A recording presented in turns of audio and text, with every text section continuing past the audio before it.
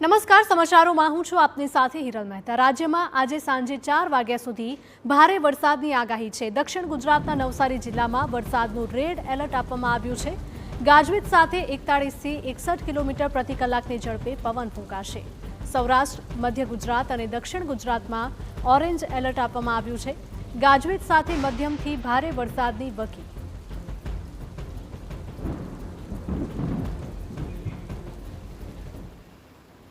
તો ક્યાં કયું એલર્ટ આપવામાં આવ્યું છે તેની વાત કરીએ તો નવસારીમાં રેડ એલર્ટ આપવામાં આવ્યું છે, એટલે કે નવસારીમાં ભારેથી અતિ ભારે વરસાદ વરસી શકે છે।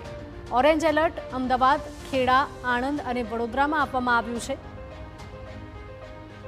તો આ સાથે જ અન્ય શહેરોની વાત કરીએ, ભરૂચ, સુરત, નર્મદા અને તાપીમાં પણ આજે ઓરેન્જ એલર્ટ આપવામાં આવ્યું છે, એટલે કે આ તમામ વિસ્તારમાં ભારે વરસાદ પડી શકે છે।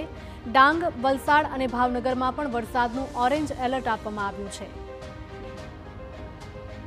તો દક્ષિણ ગુજરાતમાં ખાસ કરીને આ જે તમામ વિસ્તારો છે ત્યાં ઓરેન્જ અને રેડ એલર્ટ જાહેર કરવામાં આવ્યું છે।